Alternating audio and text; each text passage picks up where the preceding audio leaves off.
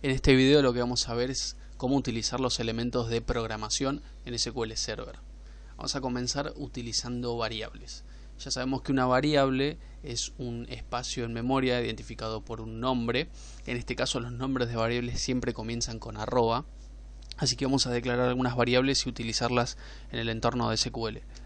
Vamos a declarar, utilizando la palabra reservada declare, vamos a declarar una variable que se llame nombre y la tenemos que definir de algún tipo de dato en particular. En este caso vamos a decir que es del tipo varchar de 30.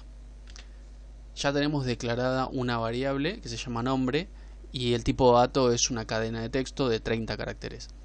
También podemos declarar, por ejemplo, una variable, en este caso edad, la vamos a declarar de tipo entero.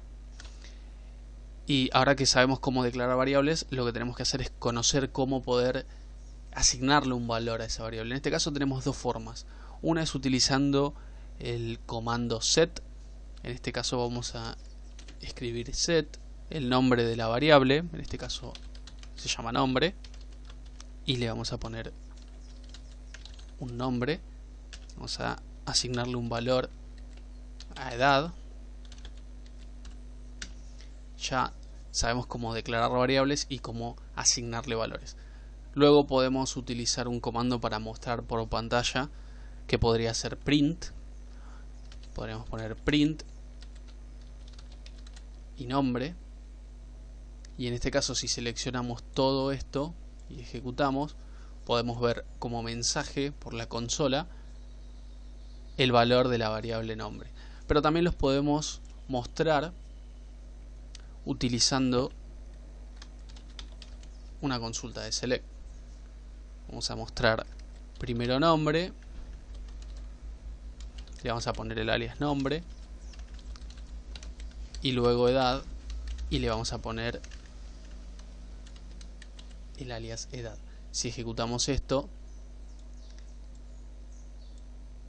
podemos ver que obtenemos este resultado, pero como si fuese una tabla de una única fila y dos columnas. Una de las columnas se llama nombre por el alias que le asignamos y la otra columna se llama edad también por el alias que le asignamos. Estas dos variables son los datos que estamos mostrando en esta tabla. Ya vimos cómo asignarle un valor y cómo poder mostrarlo luego por pantalla en forma de consulta, o sea en forma de tabla, o bien como un mensaje con el comando print. Ahora vamos a ver cómo asignarle valores pero de otra manera. Vamos a ver cómo poder asignarle valores a una variable pero que provengan a través de una tabla en nuestra base de datos. Primero vamos a hacer un select a la única tabla que tenemos en esta base de datos de ejemplo, que se llama personas, y como podemos ver tenemos 4 registros. Para los campos que tenemos ID persona, que una aclaración, además de ser la clave primaria, este valor es autonumérico, quiere decir que se genera solo y no hace falta asignarle un valor específico, sino que lo hará automáticamente. Tenemos apellido, nombre, sexo y DNI. DNI es un valor que sí se asigna y es un valor único, quiere decir que no se puede repetir en la tabla. Bien, entonces lo que vamos a hacer es asignarle a una variable que declaremos, le vamos a asignar el apellido y el nombre y el DNI, y le vamos a poner una condición de que el sexo de la persona que querramos asignar sea femenino, que en este caso hay uno solo. Recordemos que las variables que estamos declarando son variables escalares, quiere decir que le vamos a poder asignar un valor a la vez. Puede asignarse un valor por vez. Vamos a declarar apellido como varchar de 50, nombre también como varchar de 50 y DNI como varchar de 10. Ya tenemos declaradas nuestras variables. Recordemos que anteriormente habíamos utilizado el comando set para asignarle un valor a través del operador igual, pero eso no es la única manera de hacerlo. En este caso lo vamos a hacer a través de una consulta de select. Vamos a escribir select, vamos a separarlo un poco, vamos a escribir select y le vamos a asignar a apellido lo que provenga de la columna apellido, nombre lo que provenga de la columna nombre y DNI también lo que obtengamos de la tabla de la columna DNI. Esto tiene que tener un from, un origen de datos. El from va a ser la tabla personas y habíamos dicho que únicamente íbamos a traer los registros cuyo sexo sea F para femenino. En este caso entonces lo que estamos haciendo es un select que no va a generar ninguna tabla, no va a mostrar nada por pantallas, por así decirlo, como resultado, sino que va a asignar los valores de las columnas que especificamos a las variables que especificamos. Vamos a ejecutar esto para demostrar que el resultado es simplemente una consulta ejecutada correctamente, pero no tenemos los valores para mostrar por pantalla. Lo que vamos a hacer ahora es otra consulta de select, donde vamos a mostrar, por ejemplo, el apellido concatenado con el signo más, con el nombre, y le vamos a poner como alias apellido y nombre, y en otra columna vamos a mostrar el DNI como ID, por ejemplo, y en este caso no va a tener un from porque los valores que estamos mostrando ya tienen datos que provienen de las variables que previamente asignamos. Vamos a ejecutar y ahora podemos ver que del origen de datos, que son las variables que los obtuvimos de la tabla de personas, podemos mostrar por pantalla a partir de la segunda consulta de selección los datos apellido, nombre y DNI como ID. Esto quiere decir que nosotros podemos, a partir de una tabla o varias tablas en nuestra base de datos, asignarle valores a nuestras variables. Ahora, a continuación vamos a ver cómo podemos utilizar la decisión simple en SQL Server.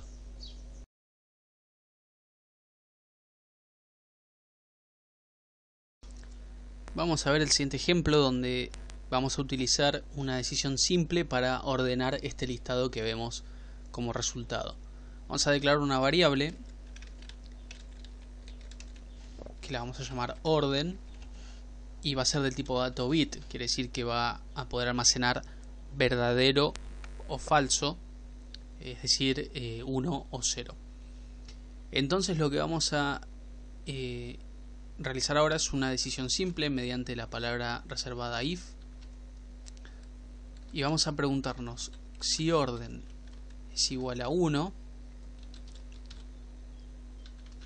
y luego de la palabra reservada begin vamos a comenzar con lo que sería el lado verdadero de esta decisión simple. Aquí vamos a tener que escribir una consulta que resuelva algún tipo de ordenamiento para la selección de datos. Luego vamos a escribir end para indicar que finaliza el lado verdadero, y en este caso vamos a ponerle un lado falso mediante la palabra reservada else y luego nuevamente begin. Aquí vamos a escribir la segunda de las consultas de selección con otro tipo de ordenamiento y vamos a indicar con end que finaliza el lado falso de esta decisión simple. Quiere decir que esta condición tiene dos cursos de acción, cuando orden valga 1 y cuando orden valga algo distinto de 1. Para probar esto vamos a asignarle a orden el valor 1 y aquí vamos a indicar que obtenga todos los datos de la tabla personas con un ordenamiento a partir de la columna apellido de forma ascendente. Y en el otro caso vamos a escribir la misma consulta, es decir, todos los datos de todas las columnas de la tabla personas ordenado por apellido de forma descendente. Esto va sin la coma y listo. Quiere decir que en este caso, como orden tiene seteado el valor 1, debería venir el listado de personas ordenado de forma ascendente por apellido. Vamos a ejecutar todo esto y podemos ver que el listado de personas cambió y tenemos los datos ordenados por apellido de forma ascendente. Vamos a modificar el valor que tiene orden, vamos a ponerle en este caso 0, vamos a ejecutar y podemos ver que ahora viene el mismo listado pero ordenado por apellido de forma descendente. Más allá de la resolución del tipo de ordenamiento, lo que en realidad queríamos que se viera en este ejemplo es la utilización de la decisión simple, su estructura y su forma muy similar a como se vio en los ejercicios de programación.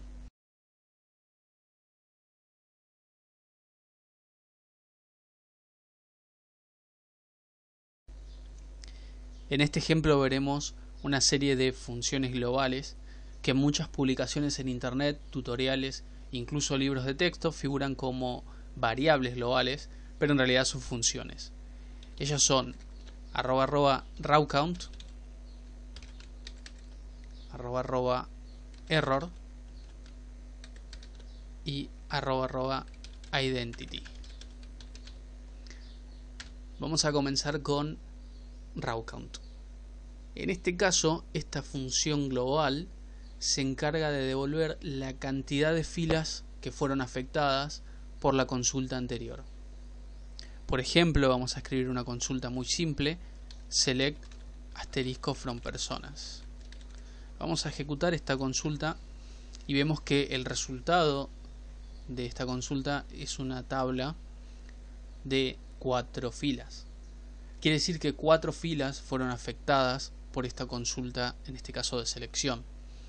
Por lo tanto, vamos a escribir otro select a continuación, donde vamos a obtener los valores de esta función rawcount. Vamos a ejecutar esto y podemos ver cómo el resultado es nuevamente las 4 filas de nuestra tabla personas, pero también lo que proviene de rawcount es el valor 4. Quiere decir, como habíamos explicado anteriormente, que fueron 4 las filas afectadas.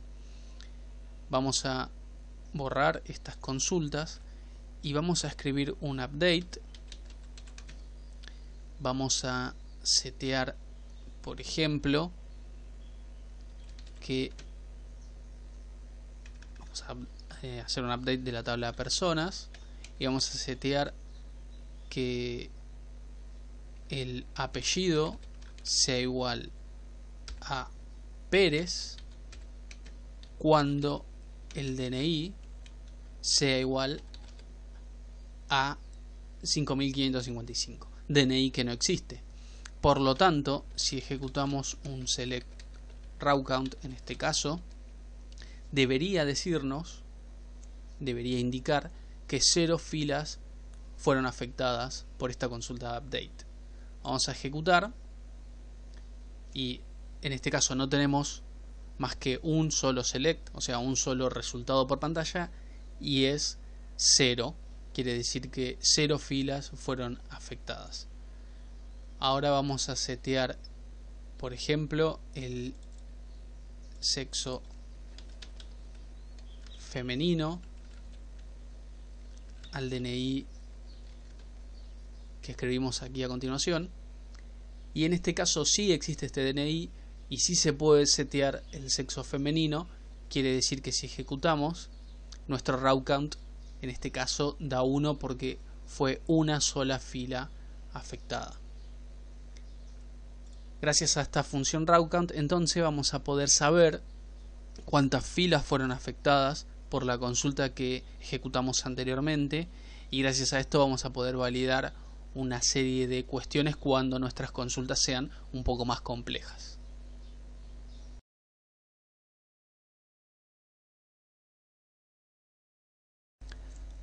Otra de las funciones globales que veremos en este video es la función identity, que lo que hará será obtener el último ID autogenerado por el gestor de base de datos. Para comprobarlo, escribiremos una consulta de insert en la tabla de personas, las columnas a insertar son apellido, nombre, sexo y DNI.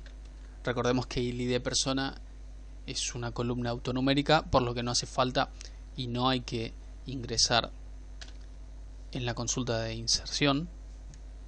Y los valores, vamos a asignarle valores para el apellido, el nombre, sexo y DNI. Vamos a ingresar un valor que no se repita, ya que es una columna de tipo unique. Luego vamos a escribir una consulta de selección donde obtenemos lo que nos devuelve la función identity. Si ejecutamos esta consulta, estas dos consultas, veremos que lo que nos devuelve identity será el ID generado por esta consulta de inserción. Nuevamente va a haber que ejecutar esto las dos consultas en conjunto para que pueda verse el resultado. En este caso, al ejecutar, lo que obtenemos es un resultado, un valor a través de este select identity, y el valor que obtenemos es el número 5. Si ahora hacemos un select de la tabla de personas, vamos a ejecutar solamente esto, podemos ver cómo obtenemos 5 registros, el quinto es el que ingresamos con nuestra consulta de inserción, y el ID autogenerado para ese registro es el número 5, el mismo que obtuvimos a través de la función global identity.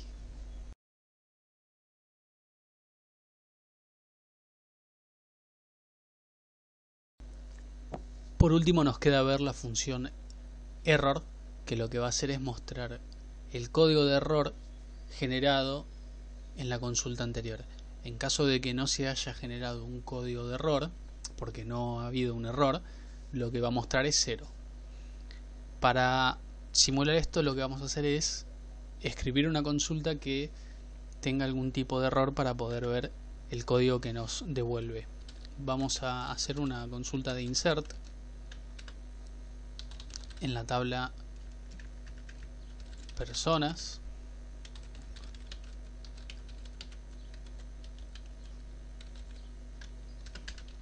Vamos a asignarle valores. De todas formas, esta consulta no se va a ejecutar correctamente, así que vamos a repetir valores. Y DNI es una columna de texto que admite hasta 10 caracteres. Lo que vamos a hacer es desbordar esa cantidad de caracteres. Vamos a poner, con esto bastará. De esta manera tenemos un desbordamiento en la columna DNI, por lo tanto esta consulta no se va a poder ejecutar. Así que vamos a comprobarlo. Ejecutamos y nos muestra el mensaje de error de que no se puede convertir, en este caso, esta cadena en un tipo de dato varchar. Por lo tanto, ahora lo que vamos a hacer es obtener lo que nos devuelve la función error, y podemos ver que obtenemos el valor 8115. Esto quiere decir que es el código de error relacionado a este tipo de error que se ejecutó en este momento. Vamos a comentar esta línea,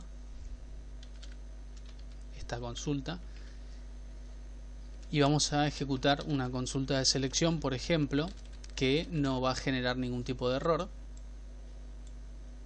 La ejecutamos, y ahora si ejecutamos nuevamente este select de la función error, vemos que el código de error en este caso es 0, significa que no hubo ningún error en la consulta ejecutada anteriormente.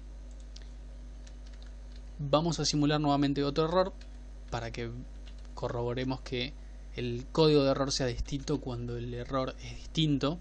En este caso vamos a repetir una clave única poniendo un DNI que ya existe. Vamos a ejecutar esto.